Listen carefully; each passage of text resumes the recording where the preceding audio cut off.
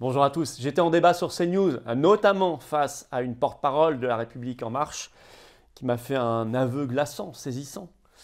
Oui, le pass sanitaire a été mis en place pour forcer les gens à la vaccination Covid, m'a-t-elle avoué en direct, ce qui rend la mesure complètement anticonstitutionnelle.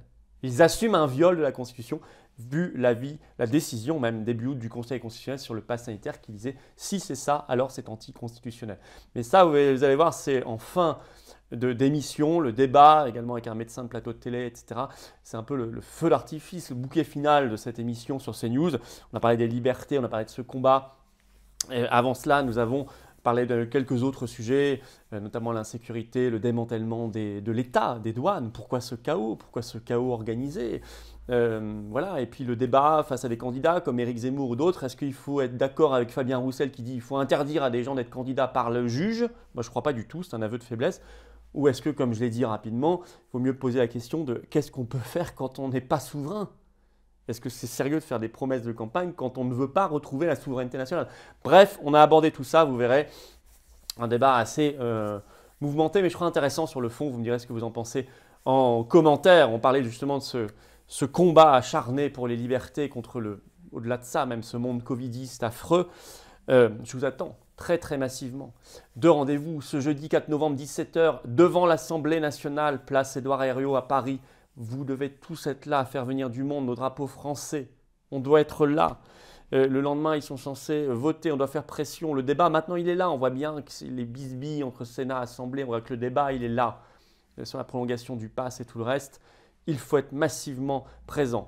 Par ailleurs, samedi 6 novembre, rendez-vous 14h à Paris, place de Barcelone dans le 16e arrondissement, marchera, défilé national unitaire. Il faut être là également, faire venir du monde. Le temps sera meilleur, bien meilleur, les conditions météorologiques que la semaine dernière, où il y avait une pluie battante, ce qui n'a pas empêché les résistants d'être là en nombre. Mais là, il y aura encore plus de monde. Et puis, nouveauté, évidemment, on continuera, y compris le 4 novembre et le 6 novembre, jeudi soir à l'Assemblée et samedi après-midi, de s'inscrire dans le stand prévu à cet effet pour les volontaires qui veulent participer au blocage, puisque le blocage arrive. C'est imminent, on en parlera justement très concrètement ce jeudi et ce samedi. Ensemble, je vous en dirai 2 mots. Et puis, je vous lance cet appel. Si vous êtes vous-même confronté à un effet secondaire, vaccination Covid, ou si vous connaissez des proches, vous pouvez écrire à témoignage au singulier sans accent, témoignage le-du-6 patriote.fr. Si vous voulez parler de votre situation ou celle d'un proche, il faut nous donner le plus de détails possible par contre et nous laisser un numéro de téléphone dans le message. Je vous ai donné le mail. On souhaite aussi sortir de l'invisibilité organisée, ceux qui méritent d'être entendus et qui doivent être entendus dans le débat public, évidemment. Voilà, pour tous ces rendez-vous. Je vous attends par ailleurs aux Patriotes. Voilà, j'ai vraiment besoin de vous et on a besoin d'être tous ensemble. Pas chacun séparé, fragmenté, isolé dans son coin, non, tous ensemble. Largement plus de 30 000 adhérents à jour avec cette carte orange de résistance. À vous de venir, restez pas à côté. Venez dans cette dynamique incroyable, populaire, patriotique, humaine. Toutes ces belles valeurs auxquelles on adhère, il faut les défendre ensemble, sinon on n'y arrivera pas. Je vous attends, le lien pour adhérer ou réadhérer aux Patriotes se trouve sous la vidéo en description. Vous choisissez, il se trouve également en commentaire épinglé ou en fin d'émission en cliquant directement là ou là sur l'écran. Sous la vidéo en description également un lien pour faire un don de soutien aux Patriotes et donc à la résistance tout entière. Je vous le rappelle, nous sommes une force de rupture avec l'ordre oligarchique, contre la majorité et l'opposition contrôlée. Donc on n'a pas un centime de l'État ni des banques, rien, pas une aide, tout le système contre nous. Donc ceux qui voudront faire des dons, qui peuvent le faire, ça nous permet de financer tout ce qu'on fait, tout ce qu'on va faire et qui coûte très cher. Depuis plus d'1 an dans la rue. Et ceux qui veulent adhérer ou reprendre leur adhésion annuelle, ils sont les bienvenus dans le combat et j'ai besoin de vous. Bienvenue d'avance et bravo à ceux qui font un don de soutien aux Patriotes et donc à la résistance tout entière. Bonne émission, vive la France. Moi, je regarde juste les faits concrètement. Il y a un individu qui menace de faire sauter une gare, de cramer un commissariat, et il est actuellement en liberté. C'est tout. Je veux dire que la justice soit pas capable de trouver au moins un autre prétexte pour le garder au chaud à la maison pendant que. Un prétexte. Un prétexte. Oui, écoutez, menace. Non, mais c'est compliqué dans la loi quand même Je suis pas certain. des prétextes. Je suis pas certain. Donc on sort de Je suis l'état pas de droit, certain. monsieur Philippot. Je suis pas. Écoutez, vaut mieux faire quelques entorses légères à mon avis. loi Il vaut mieux pas à la sortir loi, de l'état de à la droit. procédure. Je veux dire, à la procédure, comme on sait le faire quand on veut le faire. Donc on prend quelqu'un dans la rue, on dit oula, parce que je suppose. Vous trouvez que c'est quelqu'un dans la rue? Non mais attendez, excusez-moi, quelqu'un dans la rue qui menace de faire sauter une gare et de cramer. Non mais ne prenez pas sa défense. Un état de droit. Non, je défend la loi. Je crois qu'elle défend la loi. Je vais vous expliquer pourquoi. Tout le monde défend la loi. Mais vous savez très bien quelle est la loi et son application. Et peut-être que cet individu, il faut voir. Moi non plus, je ne connais pas le dossier sur le détail. Peut-être que cet individu, ce ne serait pas surprenant, il a commis un outrage à agent pendant qu'il a été arrêté. Peut-être qu'il a fait preuve d'une certaine violence. Trouver autre chose. Mais évidemment, la justice, quand elle le veut, elle sait, vous connaissez tous ces enquêtes, où on trouve un autre prétexte pour garder au chaud quelqu'un, peut-être 24 heures, 48 heures. La justice n'est pas censée condamner sur des prétextes. Et ce ne sera pas dramatique. Je vais vous dire, il vaut mieux ça que d'avoir un type qui fera sauter demain un bâtiment et qui créera des dizaines de morts, je crois. En tout cas, voilà. Juste presque un thème. Alors, première chose, déjà, on ne peut pas dire que, et là je vais rejoindre effectivement, ça arrive de temps en temps, mon ami de la France Insoumise à côté de moi, effectivement... Ne dites pas trop fort. Hein. Sur certains sujets, on a le droit d'être d'accord. Sur la République notamment. Voilà, sur la République notamment, exactement. Donc on ne peut pas dire au contraire que là il s'agit d'un problème de laxisme. Au contraire, c'est parce que les procédures peuvent être peut-être trop lourdes, trop contraignantes et peut-être pas assez adaptées à la situation et à l'évolution de notre société. Donc ça, c'est un premier fait. Ensuite, oui, il y a eu des dysfonctionnements visiblement dans cette enquête, dans cette affaire. Et il faut pouvoir lever les points de dysfonctionnement pour qu'elles ne se reproduisent plus. Maintenant, sur le sujet que vous disiez, Monsieur Philippot, à savoir de trouver un prétexte pour garder ce monsieur. J'entends la finalité, c'est de dire gardons-le enfermé pour éventuellement éviter un drame humain qui pourrait arriver. Ça, je l'entends. Mais venir dire détourner l'état de droit pour venir apporter une réponse, non. Par contre, faire évoluer... C'est pas détourner l'état de droit. C'est être malin comme on sait l'être quand on le veut. Là, manifestement, la justice ne veut pas l'être. Je pense qu'il faut assumer votre propos. Moi, je suis d'accord avec l'idée qu'il y a un laxisme de la justice là-dessus. Maintenant, il faut, je pense, plutôt pour être sérieux, faire évoluer la justice là où, effectivement, on se rend compte qu'elle est plus adaptée. Et c'est ce qui a été fait notamment avec Éric Dupond-Moretti sur un certain nombre de sujets, notamment sur la délinquance, sur les mineurs, et sur le sujet, je vous rejoins, sur nos forces de l'ordre. Non, mais pas complètement, mais sur les forces de l'ordre. Vous allez finir la France Insoumise. Non, vous inquiétez pas. Ou vous, En Marche. Non, ça y a plus de chance. Ne vous inquiétez pas. Mais effectivement, il s'agit aussi pas de jeter l'opprobre sur nos policiers qui, rappelons-le, sont extrêmement mobilisés, extrêmement engagés sur le terrain au quotidien. Il faut les accompagner aussi sur la bonne connaissance des procédures. Mais est-ce qu'on pourrait pas dire, pour rejoindre ce que dit Florian Philippot à moitié, parce que je pense qu'il faut quand même respecter les règles, il faut respecter les lois, mais est-ce qu'il ne faudrait pas peut-être alléger un peu les procédures quand on est dans des menaces terroristes et se dire que voilà, il faudrait trouver peut-être un moyen que des gens comme ça ne soient pas remis en liberté juste parce qu'il y a un vice de procédure. Non, il y a quelque chose de très important, parce que là, la question qui est posée, c'est un sujet intéressant, parce qu'à chaque attentat, à chaque fois qu'il y a des phénomènes de terrorisme, on se pose la question. Il y a eu les états d'urgence, etc. À aucun moment, on ne doit sortir de l'état de droit, ni en faire une entorse, ni s'en écarter. Pourquoi? Parce que ce serait donner raison aux terroristes. Et lorsque vous dites ça, monsieur Philippot, ils ont raison quand ils tuent des gens, vous donnez raison aux terroristes. Parce que quel est l'objectif des gens? Quel est l'objectif C'est pas sortir de l'état des terroristes? Vous voulez faire semblant? Quel est l'objectif des terroristes? Vous voulez pas comprendre volontairement. Écoutez-moi, je vous explique que ce que vous venez de dire est une bêtise absolue. La seule réalité, monsieur, c'est qu'en ce moment, il y a un individu dangereux dans la rue. Monsieur Philippot, en disant cela, vous jouez le jeu des terroristes. Parce que l'objectif des terroristes, c'est de nous terroriser. C'est de mettre à mal notre fonctionnement collectif. C'est de mettre à mal la démocratie et l'état de droit. Et lorsque vous dites, il faut faire une entorse à l'état de droit pour répondre aux terroristes, eh bien, vous faites exactement ce qu'ils cherchent. À savoir créer la pagaille, le désordre. Non, on doit rester ferme et sûr sur nos valeurs. On doit rester ferme et sûr sur nos valeurs.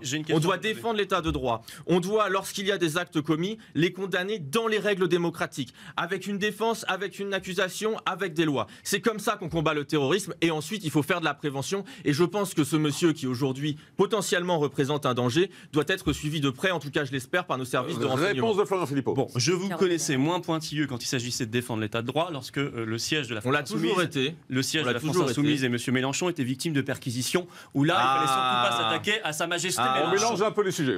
Vous voulez plus parler du terrorisme là. C'est gênant peut-être de parler du terrorisme, monsieur Philippot. Non, ce qui vous gêne, c'est ce que je suis en train de dire. C'est le deux poids deux mesures de votre discours.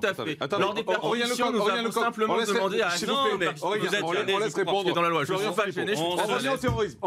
On se souvient juste qu'il fallait pas trop toucher sa majesté Mélenchon à l'époque. On revient au sujet. Mais comme on n'a pas à vous toucher, si vous avez fait quoi que ce soit, très bien. Nous sommes sommes des défenseurs de la loi et de la République, monsieur Philippot. Pour les uns, mais pas forcément quand ça vous touche vous-même. On revient à ce qui se passe là-bas. Ce que vous ne voulez pas comprendre, moi je ne dis pas qu'il faut sortir de l'état de droit. Je suis le dernier à dire ça. Moi, je pense qu'il y a vous venez de dire. Non. Je pense qu'il y a trop d'états d'urgence dans notre pays, qu'on doit sortir de l'état d'urgence permanent, qu'il soit sanitaire, terroriste, climatique demain, etc. Je pense qu'il faut respecter la loi, mais la justice, quand elle le veut, elle sait mettre en place les procédures nécessaires, y compris en allant chercher des prétextes. Et les prétextes, ça ne veut pas dire qu'on est dans l'illégalité, c'est en utilisant des éléments annexes de la procédure pour garder au chaud une personne, peut-être au moins 24 heures à 48 heures, et ça ne le tuera pas, et ce ne sera pas une infraction à la loi ni à l'état de droit, pour éviter que cette personne-là, à partir du moment où c'est un prétexte, fasse vous des ne condamnez pas pour la bonne raison. Des drames et des carnages ça, dans nos rues. Voilà, non, mais monsieur Philippot... Alors, Prisca Thévenot, réponse de Prisca Thévenot. Que ce soit ça qui vous indigne est quand même assez inquiétant sur votre sens des priorités. Monsieur Philippot, écoutez, je pense que les mots ont une importance et qu'effectivement, ça nous a fait réagir quand vous avez parlé de prétexte. Maintenant... Il a redit, d'ailleurs, c'est l'expression qu'il emploie. Et je continue. Outrage à agent, c'est un prétexte. Mais c'est utile. C'est efficace. Ah, donc vous considérez effectivement que les policiers, lorsqu'ils ne sont pas en capacité de condamner quelqu'un utilisent des prétextes pour condamner pas ça. Prisca Thévenot, et ensuite je redonne la parole à Maître Marcelo. Ils ne sont pas tous les jours au commissariat un type que faire sauter une garde. Visiblement, ce qui était censé nous intéresser là, c'était l'avenir et le devenir de ce jeune homme ou de ce monsieur qui était dehors et qui effectivement était dangereux. C'est plutôt de ça dont il faut parler. On parle de ça. Voilà. Et donc là, moi, je reviens à vos propos, Jean-Marc, qui était de dire qu'effectivement la procédure n'était pas arrêtée. Elle allait être poursuivie, elle allait effectivement. Il va être repris, il va être remis. On est oui, mais maintenant, ce qui est intéressant, c'est que vous le savez très bien, dans l'état de droit dans lequel nous sommes, quand un individu de cette nature-là est dehors, visiblement là pour un problème de fonctionnement de procédure, eh bien, il n'est pas à la relâcher comme ça. Il est suivi. Nous avons des forces de renseignement. Eh bien, écoutez, moi, je vais vous inviter derrière le sujet des forces de renseignement. J'aimerais que vous ayez raison. Eh ben, ça a permis de démanteler un certain nombre d'attentats depuis le début du quinquennat, un toutes les 6 semaines. C'est Florian Philippot. Ouais, bon, il y a des maires qui ont quand même bien amélioré la situation. Ils refusent de marier quand on est dans cette situation-là. Je veux dire qu'il faut refuser de marier. Ce que Prisca Thévenot trouvait bien. Là, quand ils arrivent, on refuse de les marier. Non, mais on refuse totalement le mariage dans ces conditions-là. C'est évident. Et il n'y a pas de mariage si c'est comme ça. Donc, premièrement, ça, c'est la responsabilité du maire. Deuxièmement, je pense que ça a été dit à un moment, on n'intervient pas parce qu'on a peur des débordements, etc. C'est le gros problème en France. C'est qu'on n'ose plus intervenir parce qu'on a peur que ce soit l'étincelle qui fasse exploser un quartier ou des débordements, etc. Donc, vous comprenez la colère de ce commissaire de police, en fait. Mais je comprends aussi la colère des habitants, évidemment, et quelle que soit leur religion, etc. Évidemment qu'ils sont victimes de ces crapules, ces voyous, c'est insupportable. Ça pourrit la vie de plein de gens, c'est insupportable. Mais la question, c'est qu'il faut évidemment qu'il y ait une peine. Il faut qu'il y ait une conséquence quand on fait ça. Alors, la plupart du temps, s'ils font ça, ils refont ça, ils refont ça, c'est qu'il n'y a pas de peine, il n'y a pas de conséquence. Il y a une espèce de laxisme. Alors, les histoires de... parler comme dans les années 80 de grands frères ou je sais pas quoi. Moi, j'ai parlé de police de proximité. J'ai parlé de policiers en uniforme et d'éducateurs spécialisés. Très bien. Qui sont des gens qui ont fait des études exprès pour ça. C'est marrant. De quoi vous parlez? Les éducateurs. Vous savez ce que c'est qu'un éducateur spécialisé? On laisse finir Florian Philippot. Il y a des gens qui aujourd'hui. On laisse finir Florian Philippot. Vous ne laisserez pas dénigrer et insulter ces gens qui font un travail remarquable au quotidien, qui sont tous les jours en train de. Je ne m'excite pas, je défends des gens qui travaillent directement dans des quartiers qui sont effectivement difficiles et au vous-même attaqué, donc c'est bizarre. Enfin bon, peu importe. De quoi vous parlez? Qui ai-je attaqué? Je sais pas qui vous défendez. Il défend les grands frères. Vous comprenez pas? Non, absolument pas.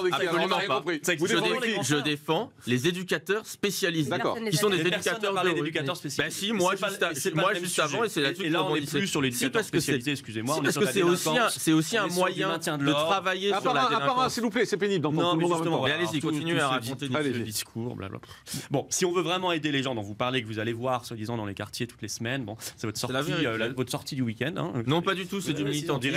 Laissez-le répondre. Vous en parlez un peu comme ça. Vous allez les voir. Si vous voulez vraiment les aider, ceux qui sont victimes de cette délinquance, vous faites appliquer la loi. Le problème, c'est qu'il faut être capable d'aller contre cette peur de l'étincelle, du débordement, etc. et de rétablir l'ordre. Parce que sinon, ce sera le laxisme qui va gangréner ces quartiers. Et les premières victimes sont les habitants de ces quartiers. On est d'accord là-dessus. Donc, responsabilité du maire sur les mariages, responsabilité de l'État sur le rétablissement de l'ordre et sécuriser des quartiers qui et lien entre la police et la population. Malheureusement. Alors, ce fameux lien auquel vous tenez, c'est ça. Vous insistez sur le lien entre la police et la population. Oui, parce que ça a été perdu pour vous. Mais le lien entre la police et la population, je crois qu'il y a un autre sujet. Effectivement, le lien, c'est l'emploi, le service public. Il faut réinvestir pour que tout le monde puisse avoir accès aux mêmes droits, puisse aller à l'école dans des bonnes conditions, puisse avoir un travail. Mais il faut, parce qu'il y a effectivement des problèmes de sécurité qui touchent en premier lieu les habitants de ces quartiers-là, il faut qu'il puisse y avoir une police de proximité. La police de proximité, c'est pas la BAC, c'est des policiers que les gens connaissent, avec lesquels les gens puissent discuter,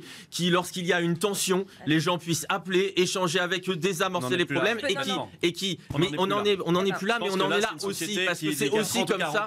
C'est aussi comme ça qu'on désamorce un ensemble d'incivilités. Et puis il y a des problèmes particuliers dont on peut effectivement discuter. Par exemple, le problème de la drogue, parce que dans certains quartiers, la drogue est l'une des principales causes de l'insécurité. Mais pour lutter contre la drogue aujourd'hui, il faut une vraie politique ambitieuse. Et il faut aller arrêter avec la BAC d'aller toper les vendeurs de shit en bas des immeubles, parce que c'est pas ça. C'est pas ça qui règle le problème. Pour la drogue, il faut faire, c'est aller attraper les gros. C'est aller arrêter les têtes de réseau. Et ça demande du moyen et du renseignement. Je pense que 2 secondes sur la drogue. Si on veut être très sérieux, évidemment qu'il y a la drogue en France, mais il faut quand même lutter aussi contre les réseaux internationaux. Et ça, honnêtement, il n'y a pas beaucoup de courage là-dessus.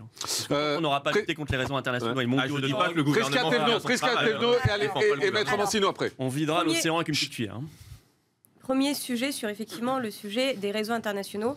Il faut peut-être regarder un peu ce qui se fait dans l'actualité et par justement nos services de renseignement français qui travaillent énormément avec les services de renseignement étrangers. Il y a de grands réseaux qui ont été démantelés, notamment au Maroc il y a 2 semaines de cela. Vous allez peut-être dire que c'est rien, mais c'est quand même important parce que derrière ces grosses têtes de réseau, comme vous venez de le dire justement, il y a énormément de trafic derrière. Vous savez ce qui passe par nos frontières, ça travaille. Donc vous savez même pas. Écoutez, je vous apporte une mais réponse. Il nous reste combien de douaniers en France ? Monsieur, je prends le temps de vous écouter.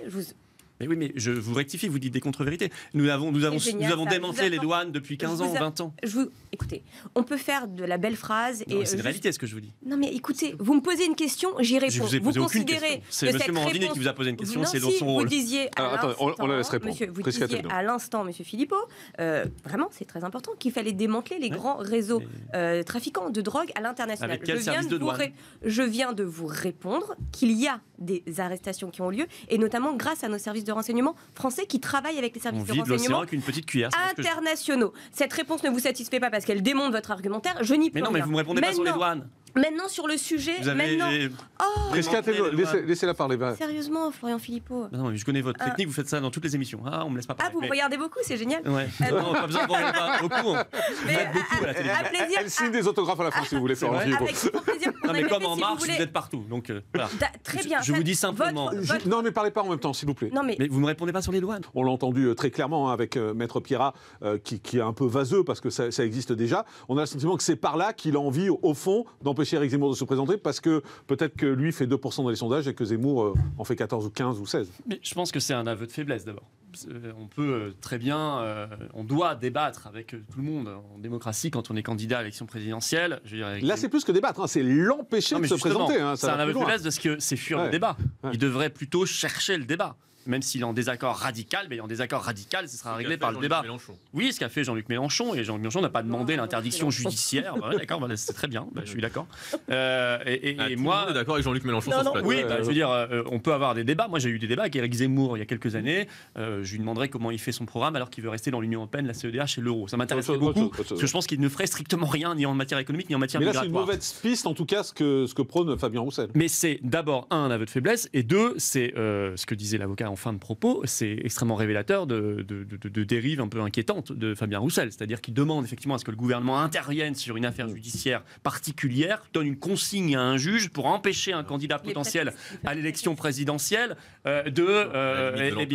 d'intervenir, effectivement. Donc, si vous voulez, là, je pense, et de l'empêcher, en fait, d'être candidat à l'élection présidentielle, quel que soit le candidat. Je pense que soit Éric Zemmour ou pas, je pense que c'est extrêmement problématique, mais c'est d'abord et avant tout, c'est ça qu'il faut retenir, c'est une leçon politique, c'est un aveu de faiblesse de Fabien Roussel. Alexandre Mancino. Florian Philippot, d'abord, vous en êtes où dans votre combat ? Quel échec ? Pardon ? Quel échec ? Quel échec ? Vous pensez que c'est un combat facile ?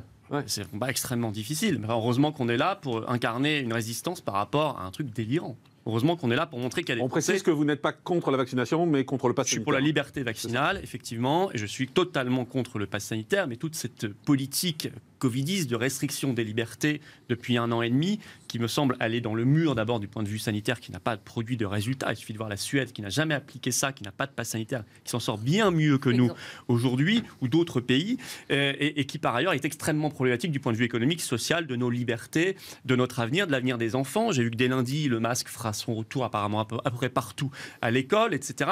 Sans écouter les pédopsychiatres, sans écouter les psychologues, sans écouter les éducateurs, etc. Enfin, tout ça me paraît complètement dangereux, fou. Et en plus, si vous voulez, sur le pass sanitaire, on nous avait dit, M. Véran nous a dit comme slogan, vraiment comme slogan, c'est soit le pass sanitaire, soit le reconfinement. Il n'y a pas un pays dans le monde qui a reconfiné à cause de l'absence de pass sanitaire. Ça n'existe pas. Il se passe quoi en Russie en ce moment? Pardon? En Russie? Oui. Pas parler plus fort. Il y a un pays en Europe qui a reconfiné, d'ailleurs, c'est la Lettonie, mais pas de chance, ils avaient un pass sanitaire. Ils avaient un pass sanitaire. Sinon, vous allez en Suède, vous allez en Espagne, vous allez en Floride, dans tout ça, etc. Il n'y a pas de pass sanitaire, il n'y a pas de toute cette folie. Ça vous dérange? Pardon? Il s'est passé quoi en Russie récemment? Non, mais la Russie, ça me dérange absolument pas. Bah non, mais simplement, pas que... Non, mais simplement, voilà. Je pense que peut demander vous devriez vous renseigner mieux sur la situation russe. Vous avez le maire de Moscou qui est en désaccord d'ailleurs avec le chef de l'État, et c'est beaucoup plus compliqué. Docteur Ramani, est-ce que le pass sanitaire a fait ses preuves, oui ou non?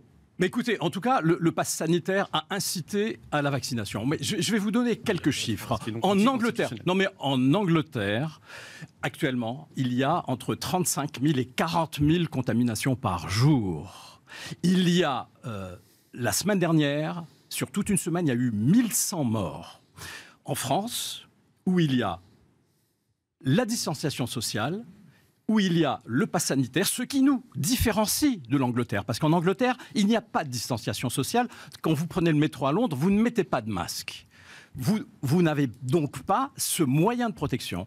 En Angleterre, il n'y a pas le pass sanitaire, qui a été une incitation vaccinale importante en France, puisque, d'ailleurs, la France a dépassé l'Angleterre au plan vaccinal. Mais quand vous entendez Florian Philippot qui se bat contre le pass sanitaire, qu'est-ce que vous avez envie de dire? Non, mais en France, nous avons 6 000 cas par jour, hier 1600, et nous avons 180 morts par semaine, alors qu'en Angleterre, il y a 1100 morts par semaine.